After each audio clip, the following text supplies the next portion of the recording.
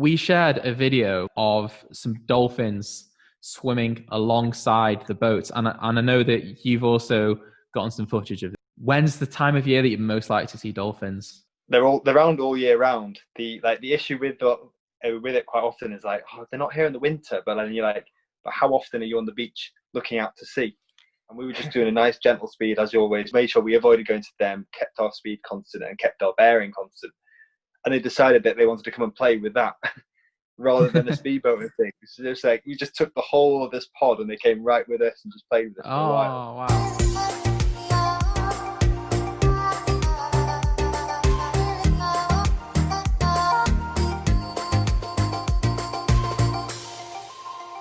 Hello and welcome to the show.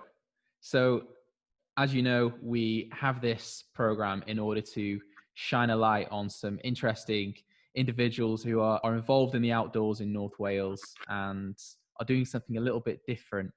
Yeah, so I'm very pleased to introduce Jake Davies over at JDScuba, and he is a marine biologist and scuba diver who has dived all over the North Wales region and even further afield all over the globe. I'm very excited to talk to him today about his underwater exploits. So how are we doing, Jake? No, I'm good, thank you. Thanks for having me on. It's good, always good to have a chat and revealing a bit more of what you get off the Welsh coast. And yeah, it always surprises people what you can actually get below the water. Just go for a little adventure and see a lot of things that you didn't actually know existed. So yeah, it's good to have a good chat about it all. Yeah, for sure. Well, we have kind of worked together before because we shared one of your videos under the waters of the Llŷn Peninsula. And I've got to say, when I first saw it, I was surprised because as I was looking at it, I assumed it was in some sort of tropical country with all these like different fish swimming around and these bright colors. But then I looked and I saw, actually, this is the Llŷn Peninsula. So I think that probably hits home for quite a lot of people that there's actually a lot of diverse marine life just along our coastline. Yeah, and even in the shallows, you don't even have to go deep to see a lot of it. It always starts on like the shore. Have a walk on the rocky shore, do a bit of rock pooling. There's amazing things in the rock pools, but even just sticking a snorkel on and going 3 meters, you're going to get loads more. And then yeah, if you ever want to go to the next level and go diving and spend a lot more time underwater, then you do see a real range of diversity. And yeah, like you said, some of the fish in the video from last year's, which is basically last year's recap of diving the Llŷn. It's fortunate to get quite a few really colourful species like the cuckoo wrasse, which is probably one of the most vibrant ones I've got on the clip. But yeah, that coming out the rock and then it just hits the light and it just glows loads of greens, loads of blues, loads of oranges, and just like, that's tropical. And you kind of realise then it's actually not that clear. There's a bit of murk in the water. You're like, actually, there is whales there, don't worry. But yeah, it's good. There is loads of diversity, like you said. And again, one of the things with that video that caught a lot of people's eyes was that shot at the start with the dolphins like bow riding the boat, and you got to see the dolphins then playing with each other in the water, and that kind of then reveals the rest of it, which is cool, and it's really good. And hopefully this year's been equally a really good year of diving, even though we've missed 3 months because of lockdown. I'm looking forward to put together the next one, which again will probably be about December, January time, and revealing more things and things I've never seen before either, which has been exciting for me. It just goes to show, doesn't it, that you don't have to fly out to Thailand or Mexico or something to do this scuba diving, and that people who are UK bound for now, they still have the opportunity to get underwater and see this amazing marine life. Yeah, and it's been quite clear actually this year. Even at the moment, I went for a walk earlier just onto Portney Llŷn to do some shots, and the water looked like it was somewhere else because it's just really still and really clear. So I actually wanted to get in, but it's changing. But the forecast is changing this evening. But yeah, even just snorkeling, there's some sites that just remain quite clear and sheltered, and it's really nice. And most of the time, you'll see a few shoals of fish like bass or pollock, and yeah. If you get be amongst a shoal of them, it really does. It is a special moment.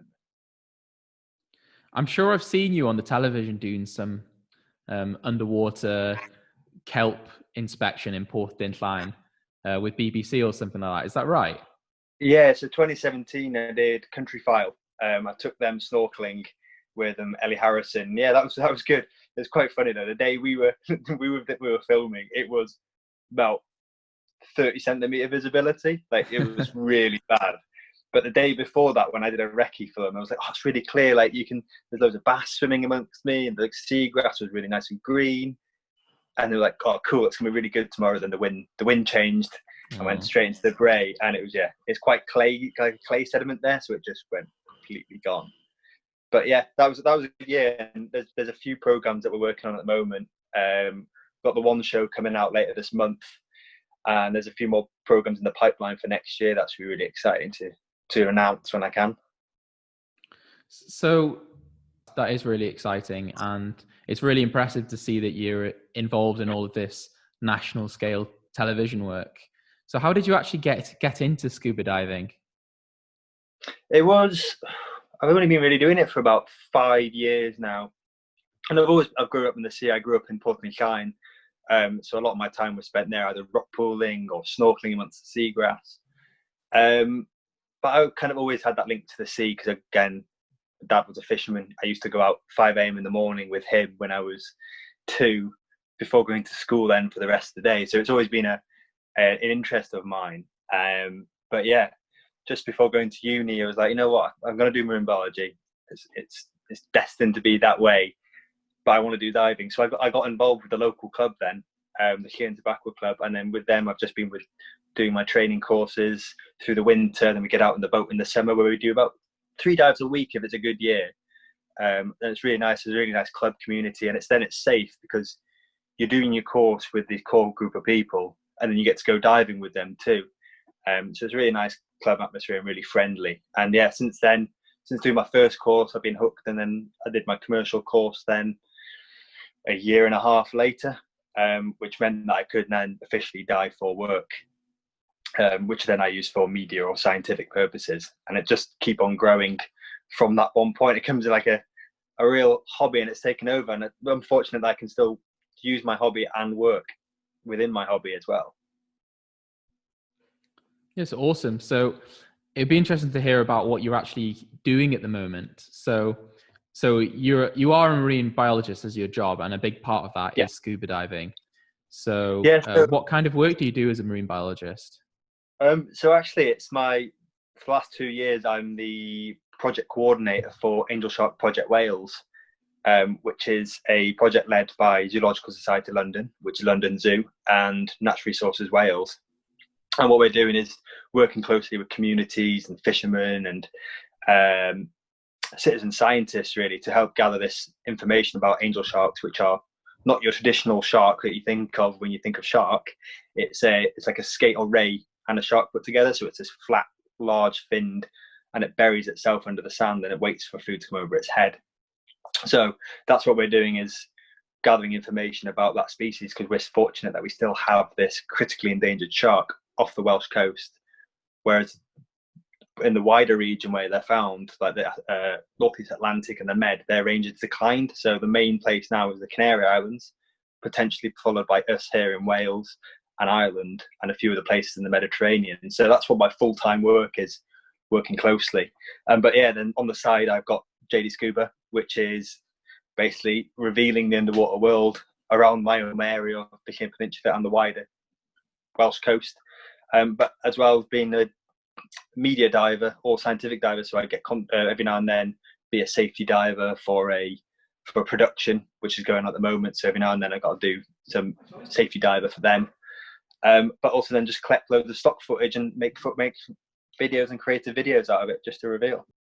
It's really interesting to hear that you've got these angel sharks in the UK waters, but you also get them in tropical waters over in the Canary Islands like that. Because I guess I always assumed that you either get tropical fish or you get, what do you call, is it temperate waters we have around here? Yeah, temperate. So there is a lot of crisscross. Like you can find species of fish which can be found in all different kinds of temperatures of water, and they're quite adaptable.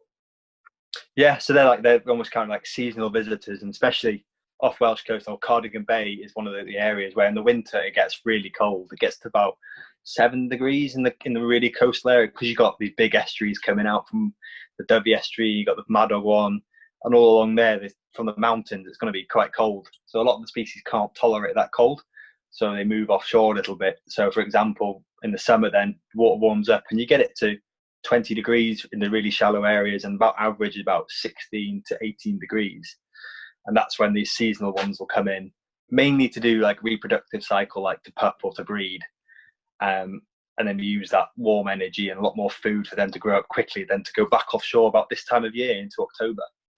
So where are they coming from? Are they just swimming around the wider oceans, or do they migrate from somewhere far away like the Canary Islands? So for the angel shark, we don't know. It's all a hypothesis. Is do they do this seasonal movement, or are they here all year round, or do they just go? So it's what we're trying to figure out as part of the project. But other shark species like taupe, which is more of the sharks, and thornback ray, they go offshore into that deeper water because the temperature is more constant. So it hasn't got that massive fluctuation. So yeah, the big question for us though is where do angel sharks go this time of year onwards? It's amazing that there's still so much that we don't know about what's happening underwater. Like, because I don't know, part of me naively thought that, we've spent so much time studying the natural world now, we must just know everything about it. But no, like there's still many mysteries to be had. And I'm sure, what do the angel sharks do all year is just one of those many mysteries. Yeah, it keeps going for a lot of the species we get off the Welsh coast. Is still like, where do they go? What do they do? It's always going to be a mystery. Well, like, so how do you study that? Do you like capture them and put tags on them and then track them on a geolocation or anything like that? Yeah. So traditionally for other shark species like taupe, which is quite fairly more common, you put a tag in them and then you have a mark recapture. So it's put with a tag which is color coded and number coded, and someone picks it up and they'll be like, oh, I caught this shark this day. Or like you said, you could do it on a GPS tag which pops off after a certain amount of time. So yeah, for an angel shark or any of the species that live on the bottom, that will be the way you do it, because they don't pop off to the surface, because the GPS tags need to come to the surface at some point, otherwise you can't get the data. So they have to pop off after a set amount of months. You can do 6 months. But where the big sharks, like there's a big organization in America that tag tiger sharks and great white sharks and things, but they come to the surface, so you can keep these big GPS tags on them all the time. So every time they pop up, you can actually go online and look at it and says, look, this shark so and so popped up at this time on this date, and then that goes again. It's really interesting. You can track them that way. But yeah, for the sharks that live on the bottom, or things that live on the bottom, it has to pop off after a certain time. That's a clever way of doing it. So even though a fish is a bottom feeder, the mechanism is that, like, you can set it for like 6 months or whatever, and then it's going to pop off, and then you'll know where it is or where they are at a certain time of the year. Yeah. So for example, if we wanted to know how it moved from summer to winter, you put it in the summer, and 6 months later, you're going to be bang on in the middle of winter, which is the time you want to figure out where they are, and it should pop off in their location. And you kind of have an A and B, but you don't know where they've gone in between A and B then. Yeah. Do they get very far away, these angel sharks? So I'm not sure. It's one of the questions that we don't know, but hopefully one day we could get a survey done and things. They're one of the most protected species off the Welsh coast, so becoming to do any of these surveys is a challenge. But hopefully one day you can't target them because it's illegal to target them. Again, it makes it more challenging, but hopefully one day we can do it, or just get that information that may help us do it. Yeah, so you said that they're endangered, and that's why you're studying them, because you need to understand more about them so you can preserve the species. Yeah, so they're both second or third now critically endangered family of sharks in the world. Wow.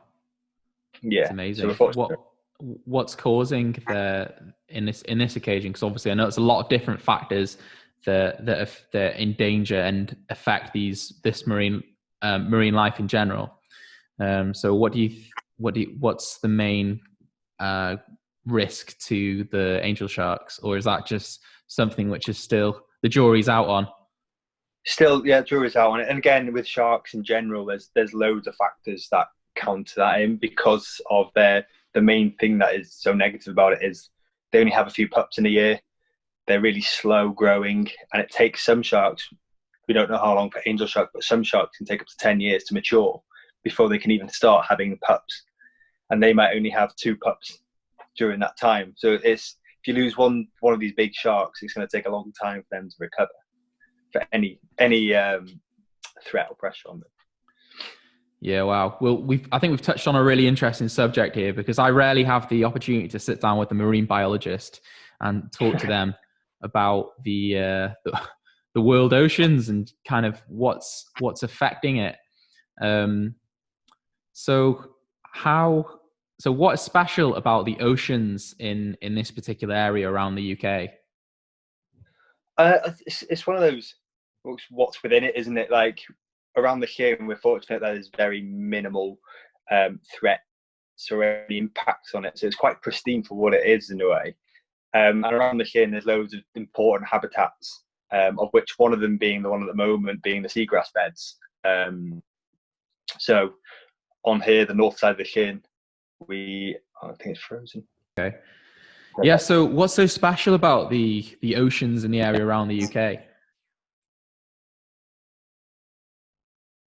Well, for around here, we're quite fortunate that there are minimal impacts for the area. Like pollution is very minimal.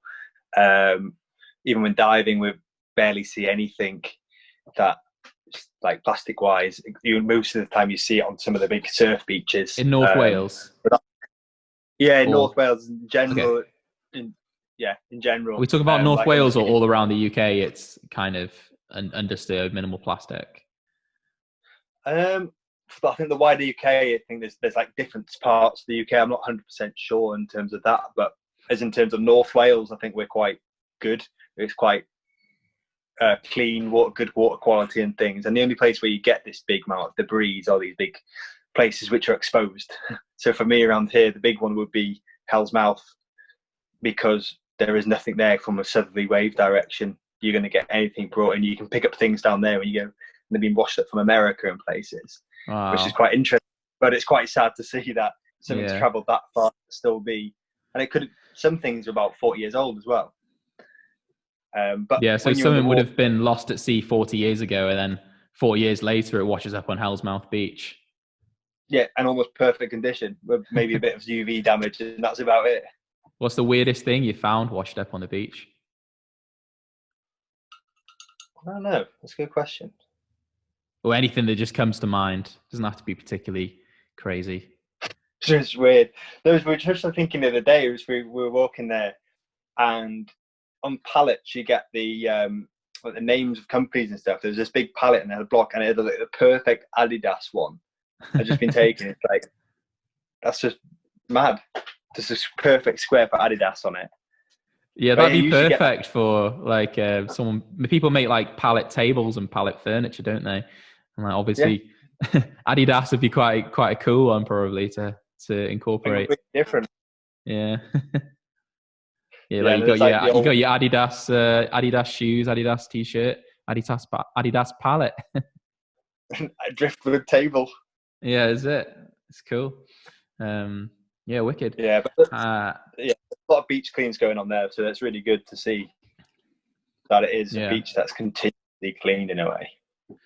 I remember seeing something on the news. I think it was last year or the year before, and it was that Anglesey was designated as a plastic-free zone or something like that, and like the only place in the UK which won that award. Yeah, and that was to do with all the like biodegradable things in restaurant, made sure those straws are all either permanent ones or biodegradable paper ones and things.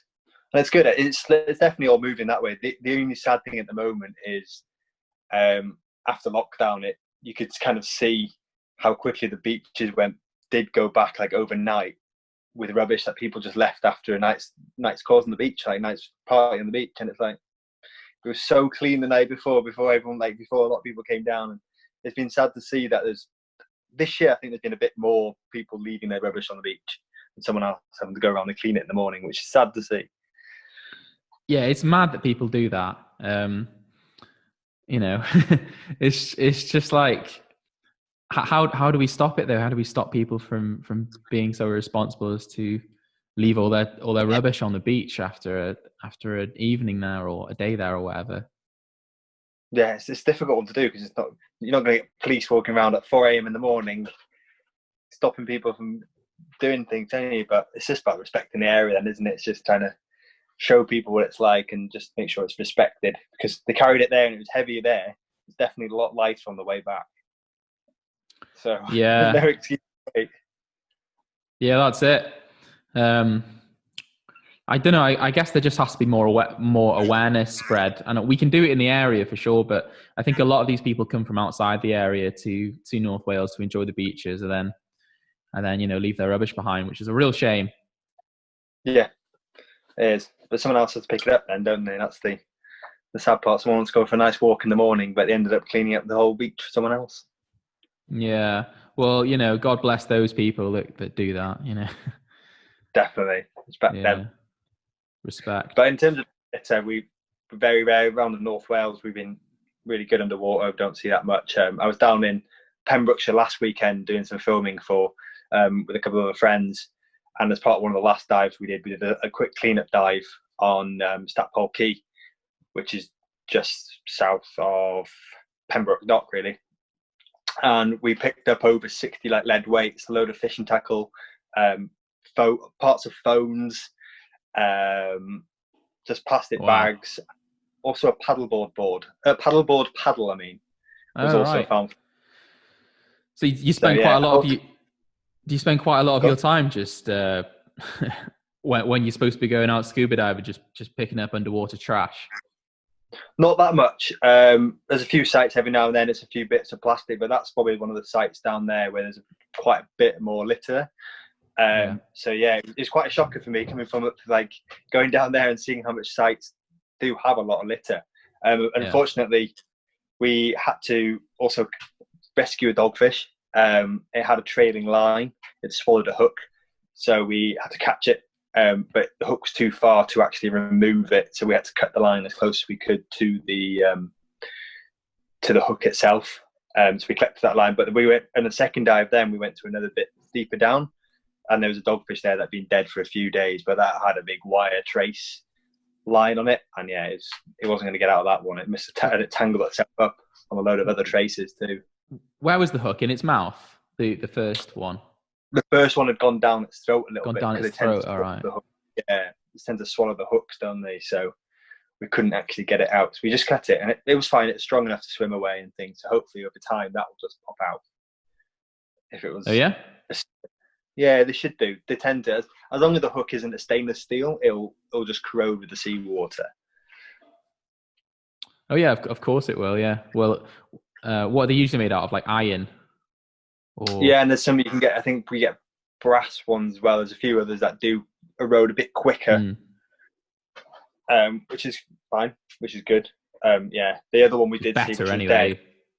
Yeah, at least if it's there and it's cut or it's come loose, it's gonna pop out after time. But the one which was dead already, that had a big stainless hook in there. So, well, I suppose you're on both sides of this, because you're the son of a fisherman, but you're also the guy who's cleaning up the fishing hooks at the end out the fish's mouths. Yeah, and the thing is, I fish as well, and it's so easy to lose a trace.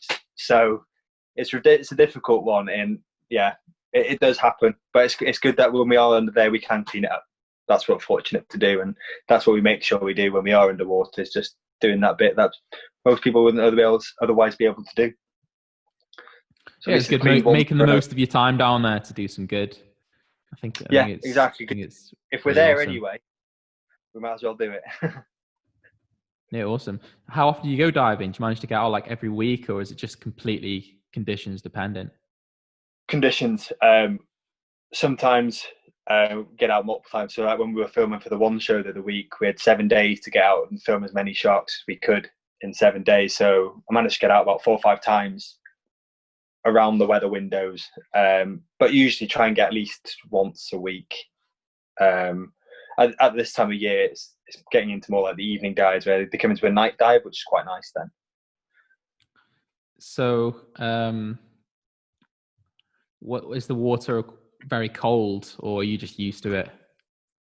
At the start of the season, I think it starts about 14 degrees when we get in around March time. But this time of year, it's the warmest up to October. So it's coming up to, there's some parts have hit 21 degrees on the south skin. But the north skin's 2 degrees colder every Oh, time. really? Yeah, yeah. So it's about 16 degrees when I dive in Port and Shine. Yeah, but not too cold that people can't still enjoy a nice scuba dive, eh? No, exactly. Especially in your dry suit, you're quite toasty. Or is that what you go in usually, a dry suit or like just a thick summer wetsuit? No, thick winter wetsuit. Yeah, so Typically. most of the time typically it's a dry suit, especially if we're going to be doing like long dives for filming, or if it's a really nice sunny warm day, easy just to stick on a wetsuit, and you get a bit more freedom when you're in a wetsuit compared to a dry suit. Yeah, I've only ever scuba dived in a wetsuit. But I remember when I broke my leg, my dad's mate made a dry suit for me to go over my cast. So I could still go in the pool when I went on holiday. And it was great. But yeah, Yeah, I did remember it used to get quite hot under there. Do you ever get too hot? yeah, yeah, definitely. Definitely when you get kitted up and you got like a 5 minute walk to get to the site entry on a really hot day. Yeah, the first thing you want to do is just like fall face first in the water and just cool down. It's the only way Yeah. to do it. It's so this angel shark project that you've been talking about, is this a part of the Save Our Seas Foundation? No, so the Save Our Seas Foundation thing was kind of on like a sideline of that. So it was just an idea I used. So this was using baited remote underwater video systems, shortened to BRUVs, which are basically just a frame with a GoPro on it and a pole with some bait.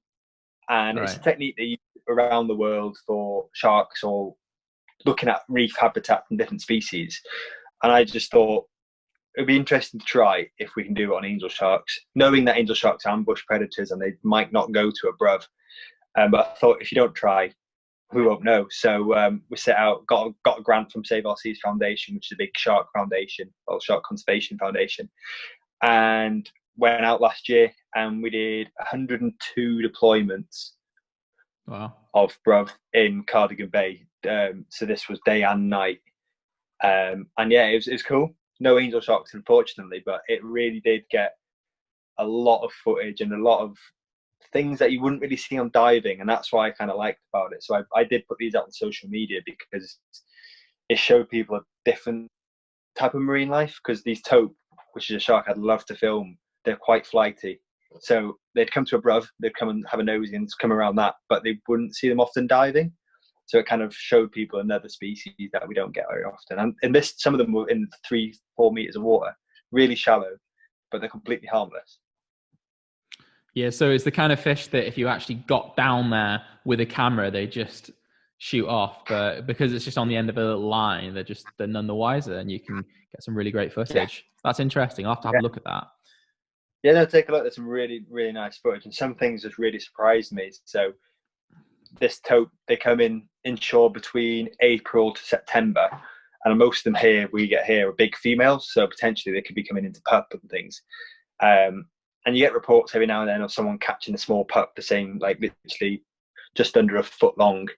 But on one evening, one of the deployments, we did get footage of a pup, which is probably one of the only footage of taupe pup there is off the Welsh coast, especially. Oh, really? Brilliant. Yeah. Amazing. It's exciting. Yeah. So what do you think what's the main risk to wildlife in this area underwater, would you say? I don't know. It's really positive. Like there's minimal impacts really going on there, along the whole of the Welsh coast. So wherever it is, it's really positive for us here.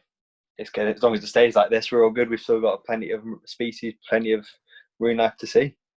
People just need to take their rubbish home, and that's probably the best thing we can do for marine life around here. Exactly, and just for the landscape itself and seascape, isn't it? Just can't take that natural bit away. You can't just put a man-made bit of rubbish on a beach. It kind of ruins the effect of it, doesn't it? Yeah, it's not what it's all about.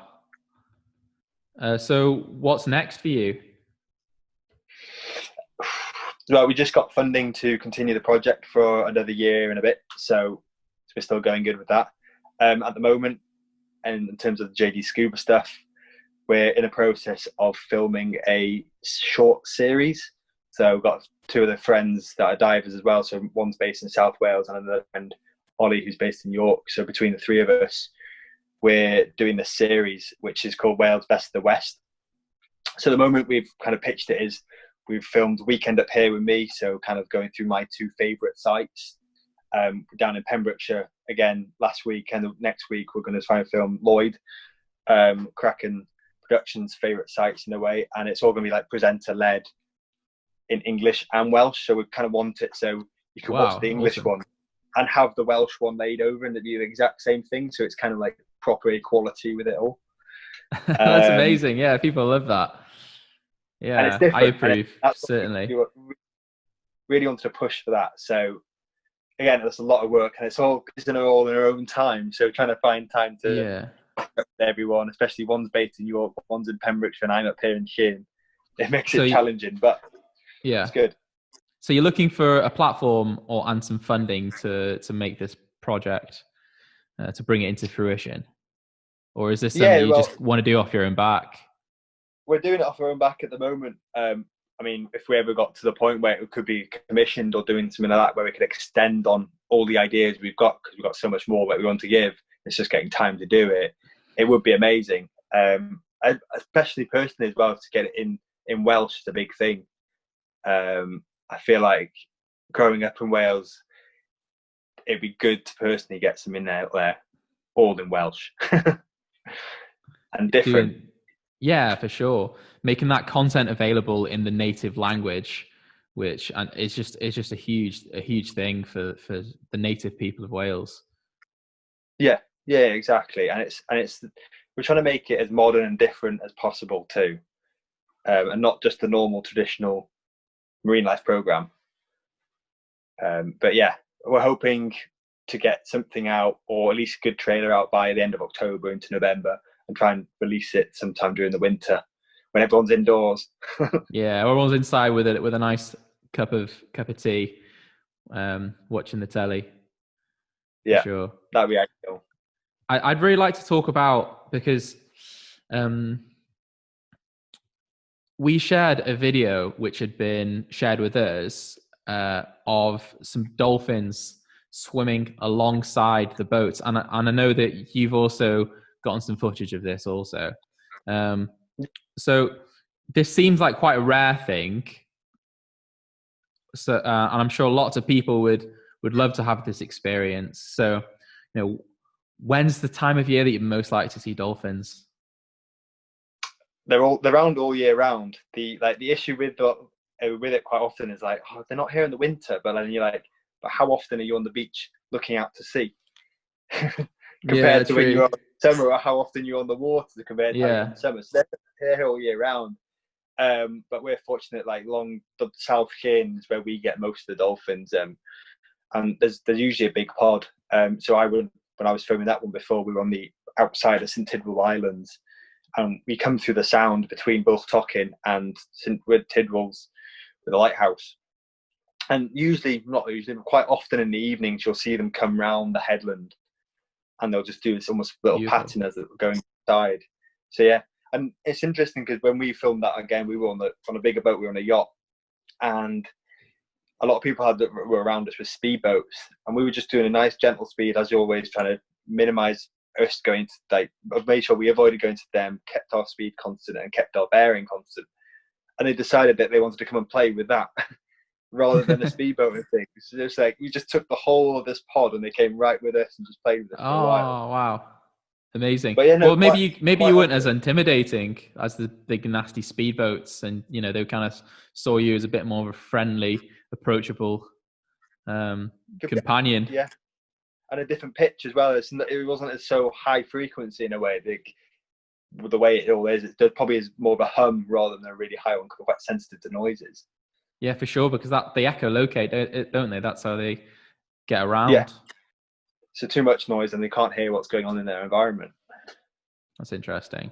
So why are they so friendly? How come we always see these videos of the the dolphins coming right up to the boats and like making friends with the people on it.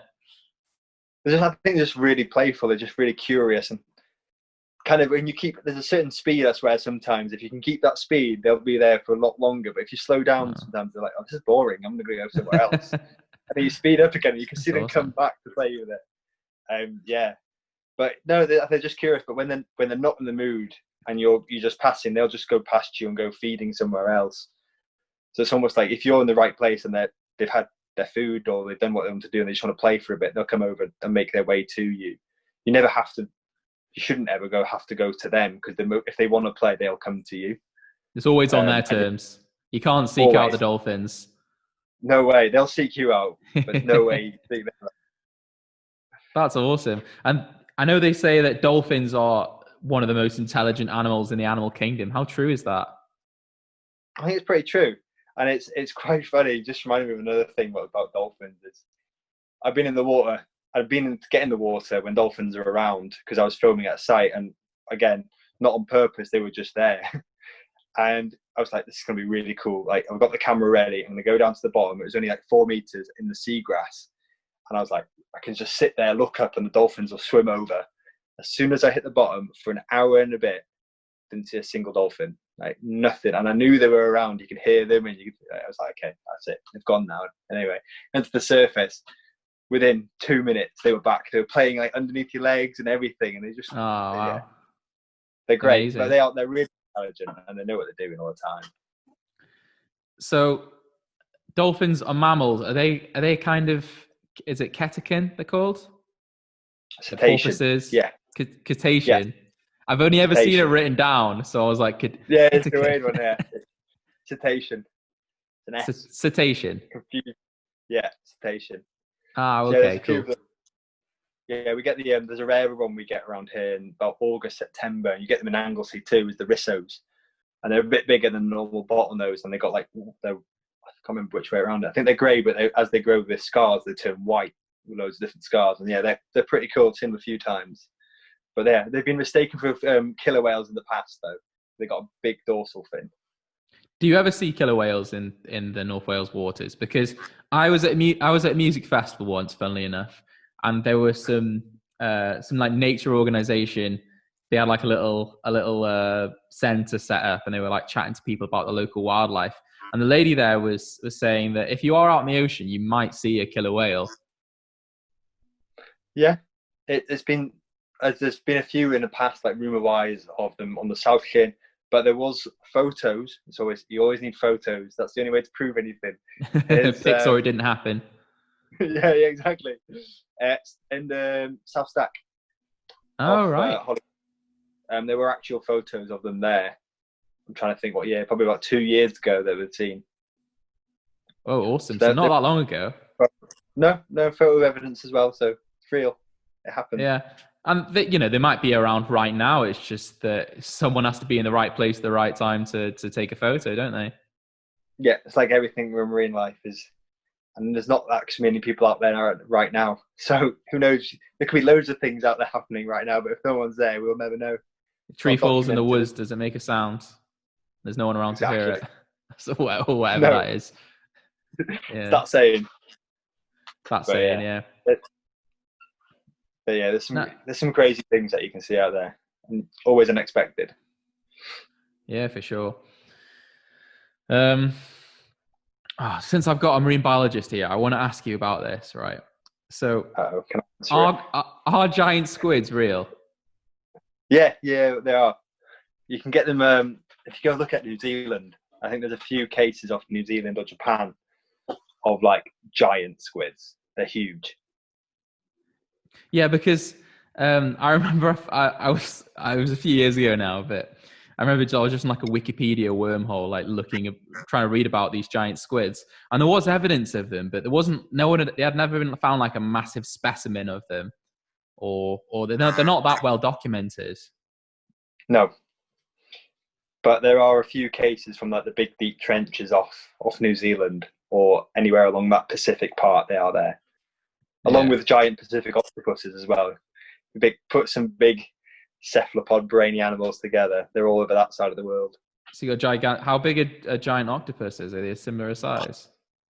Not as big as a giant squid, but they're still pretty big for an octopus. Yeah, amazing. I mean, there's a video of one of them. I think it's off like Canada way or somewhere along that where it's kind of cold water, where he's stealing someone's camera, and like the guy can't fight this octopus. He just sees his Wow. arm come out, grabs it, and that's only one arm. Yeah, do you get many I'm sure I've seen some sort of octopi in one of your videos. Do you get any kind of life like that around here?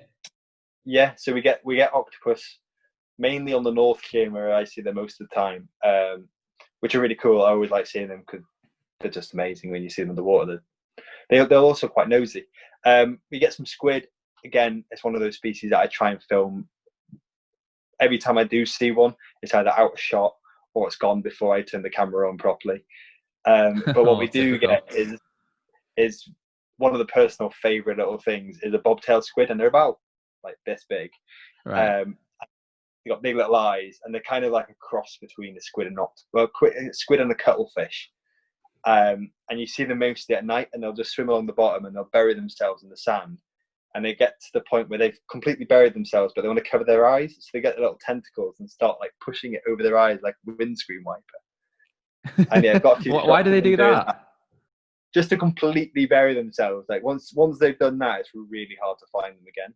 If you look away for a second. But yeah, they got some really nice shots in doing that and again, people like them because they're quite cute for a marine creature. Always, yeah. That's always a big drive, isn't it? How cute or how beautiful the animal is. Yeah, it's like I remember I was at the zoo, for example, and they had the meerkat. Most of the animals there are endangered, but they had meerkats there, and one of the zookeepers told me, yeah, they're not endangered, they're just cute, and people want to come and see them. exactly. It draws them in straight away. It's like goats, like pygmy goats as well. They're a good one to have because people just go and see them. Yeah. I'd like to ask you about questions because obviously there's only one ocean. I know it's split up into all these different seas and oceans and stuff, but it's all together. So how much of an impact does a massive amount of traffic in, for example, the South China Sea have globally to the point where it affects the waters around our country, or is it completely minimal? Because I'm just wondering if there's any kind of chemical effects to it or what really. To what I know, I think it's like minimal globally in terms of that, but that local area, then it could have a big impact there. But one thing is that the oceans do have these big ocean currents that move with different parts. So can't remember how it goes, but like there's parts of the Atlantic where it drops down really deep and the current goes along the bottom, but then it upwells somewhere further down south. So there is a global, I can't remember the official name for it, but there is a ocean current network basically, and it's different temperatures and things. I mean, different temperatures and salinities drive it around. So like things are moving at a really slow pace, but in a couple of hundred years, something from a couple of hundred years ago could rise back to the surface again, I think, which is interesting. That's really interesting, yeah. And I suppose it's so difficult to get down and so expensive to get down to those deep areas that probably most of the ocean is unexplored. Yeah, hugely. It's like there's people that go down to like the bottom of Mariana Trench, which is off Japan, and it's one of the deepest locations in the world. That's be an amazing time. Amazing to be in that submersible to see what it's like down there. I bet it's scary though, like probably similar to go like what it's like to go to space. Yeah, it is basically space, isn't it? And being underwater is kind of the closest thing to being to space. Yeah, absolutely. I remember when I was scuba diving, the first time like I put on all the gear and everything and got in the ocean and slowly went, because I was on this big chain and we were going down deeper and deeper and deeper. And the first thing that struck me is the feeling. It was such an alien feeling because your body weight's completely different because you've got these weights on you, and then you're buoyant at the same time, and then you're kind of floating around and all these fish are swimming past you. And it's like you're playing a video game or something. It's so intense. Yeah. I think everyone should have a go at it because it's definitely worth it, especially when you're in a really clear water and you can see the bottom and you're just going down towards you. Like this is this is amazing. And every time the feeling doesn't go away, it only gets kind of gets better, because you get to a point where you're neutrally buoyant, like completely with the density of water, and it's like you can do flips or whatever you want to do, and it does feel awesome. weightless. I bet that's really, really fun. Once you get really good at scuba diving, you must just feel really at home under the water. Yeah, it becomes like a second nature there, which is quite nice and quite peaceful most of the time. Have you ever done any like free diving or anything like that, where you do this breath work and then hold your breath for however long it is without any gear? God, the records for that are unbelievable. But yeah, I did the course. I've done a course about 2 years ago. I did it in Anglesey. Oh, really? It's not the tropical places that everyone thought. Yeah, I did it there. And again, it was a 2-day course. It's quite intense, actually. There's a lot behind it psychologically of how you do it, because you just hold your breath and hope for the best for the next 30 seconds. So you do like a full day in the pool where you go through all of it, and you get to the point. That's what I found really hard, is you get to the point where you think you're going to pass out, and you think you're going to like just completely, your lungs are going to burst, but you're like, that's mental. You can just block that out, and you still have another good 15-20 seconds of oxygen in your blood to get past that point. And I was like, actually, that's really important to know, especially if like you're surfing or something. You have to hold your breath for a long time, and like, actually, I'm good for another 15 seconds at least. But yeah, it's amazing actually when you spend a bit of time doing the free diving, because again, you get the same weightless feeling. It's once you go past about 6 meters, you become negatively buoyant and you start sinking yourself. Oh, really? Yeah. So if you weighted properly and you get to that depth, because of the pressure in the water and things, you become you start sinking. So you have to actually work to get back up. Wow. I bet that's a really scary feeling. I mean, I've done a scuba diving course, but I didn't really know what was going on. But physics wise, I didn't know that, if you get to a certain point, you start sinking. I suppose because of the pressure and the weight of the water on top of you.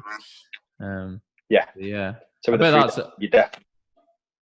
But that's cool. I didn't know you could learn to free dive locally. So is there quite a pop in scuba diving scene in North Wales? So I think North Wales, we've got a couple of clubs. There's a big Gwynedd club, and there's this smaller one down here for the Llyn. But there's also there's quite big spearfishing things and other freediving clubs that go on as well. So it's quite nice that there's a range of different activities in terms of being underneath the water rather than on top of the water. Where would you point people who are interested in learning more about getting involved in scuba diving in North Wales?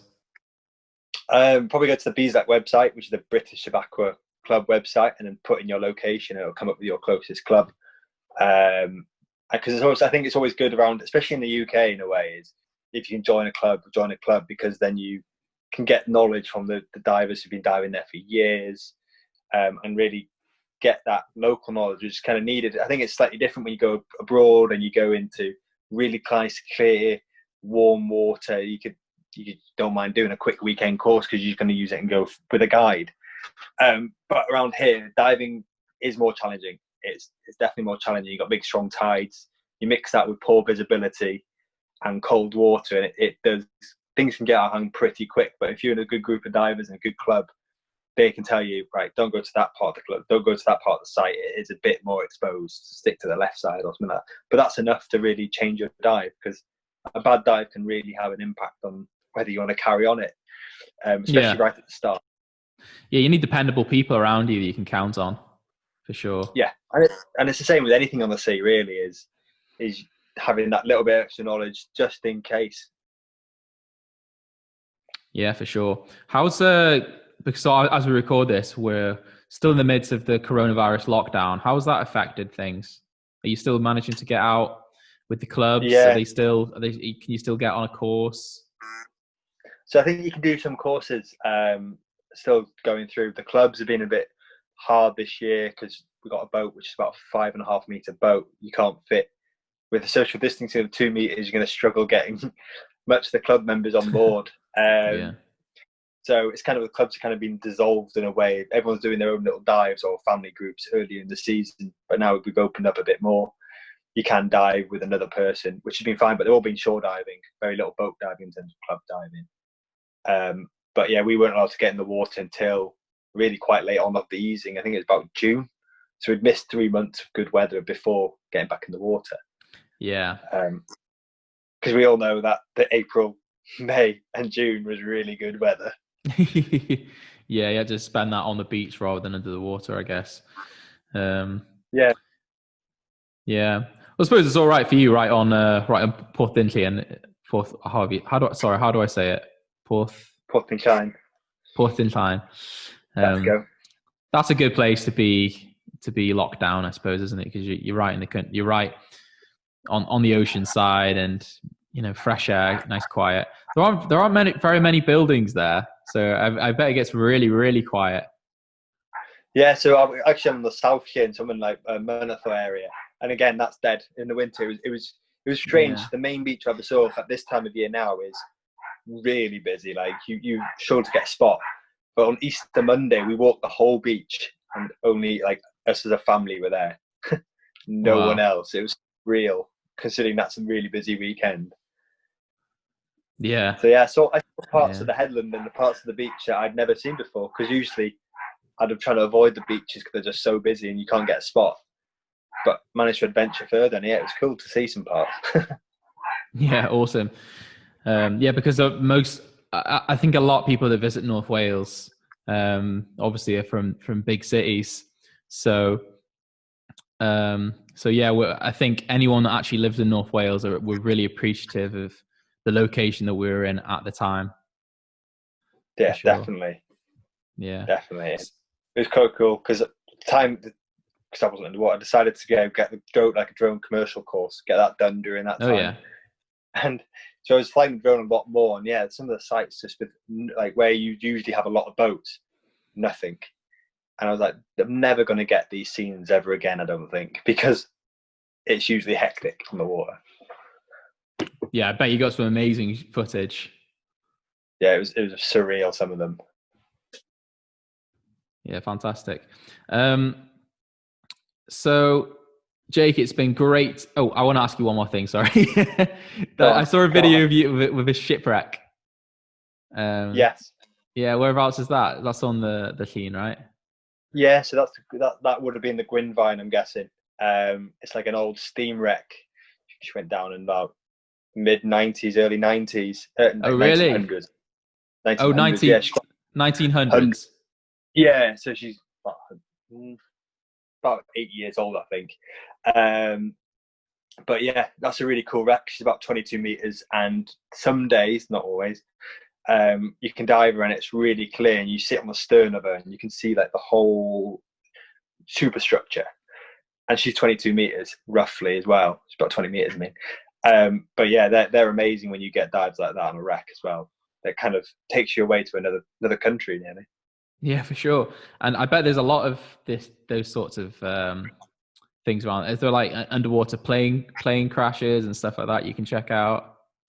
So there's a few, because where I'm on the Sheern, there used to be an old World War II base for aircraft down on Hell's Mouth. So there are a few planes dotted around. There's also around Aberdaron, there's a few bombs off the headland.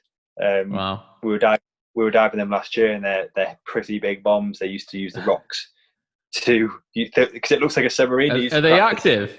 Are they dangerous? I think they're all dummies. And I hope they're all dummies. No, they definitely look dummies. But they're pretty hefty though. But yeah, that's good to see some of the history and like the heritage of the area. And again, a lot of it's unseen, and not many people know about that, links and things. So it's quite nice sometimes to unveil a little bit of the past. Yeah, well, it's I suppose it's an aspect of North Wales tourism that like 99% of people would never have the opportunity to see. Yeah, definitely is, and it's nice to show people what is below the waves. Yeah, for sure. Do you ever do any scuba diving in lakes and check out stuff which in the winter submerged there? In the winter's the time for that, is it? The winter's the time to do it because you can't go anywhere else. So yeah, there's a few lakes we go to up in the mountains, really. Some of them like all flooded quarries and things, and yeah, it's good to do some practice. It's a lot colder, and there are still a few fish and things to see, but a lot more like just cars. Things just been chucked in over the side. Yeah. I bet. Yeah. I wonder what someone's thinking, that they're just going to drive their car into a lake and leave it there. But the funny thing is, How did they get there? Another 10 people have thought that before them. So there's a stack of cars in the bottom of some of these quarries. They're stacked up. Yeah, some of them are stacked up. There's a quarry up in the mountains, Snowdonia and Dorothea, and that's got loads of cars in there. Yeah, I've seen that. Yeah, I've seen that picture. I might even put it up on screen because it's really striking. I'm just trying to find it. It's quite funny. It's just like there's like a plume of light in this picture just coming from the sky, and then there's about it looked like about 20 different cars just piled on top of them on a gigantic pile. Yeah, this is a big ledge, and the thing is that ledge is something like 30 meters. That quarry goes down to 102 meters. Yeah, one day they're gonna tumble down, aren't they? At some point, yeah, I suppose so. Yeah. Well, it just goes to show, you heard it here, folks. Scuba diving is not just for hot tropical countries. You can come and do it in North Wales, and there's plenty of things to see, including a diverse range of marine life and even some wrecked cars. Sold. I'm coming. Yeah. Well, it's been great to have you on, Jake. Where can people find you? So you can head over to JDScuba, and it comes up with, quite fortunate that comes up to most of my social media accounts or website. Yeah. So you found across the board, are you? Yeah, it's just JDScuba, and that'll come up, luckily. Brilliant. No worries. All right. Being found under a different name. Okay. Well, yeah, it's been great to have you on, mate, and it's been really interesting to hear about some of North Wales's underwater offerings. No, thank you, and it's always good to chat about what we have. Awesome. All right then. Bye. Hey, thank you. Speak soon.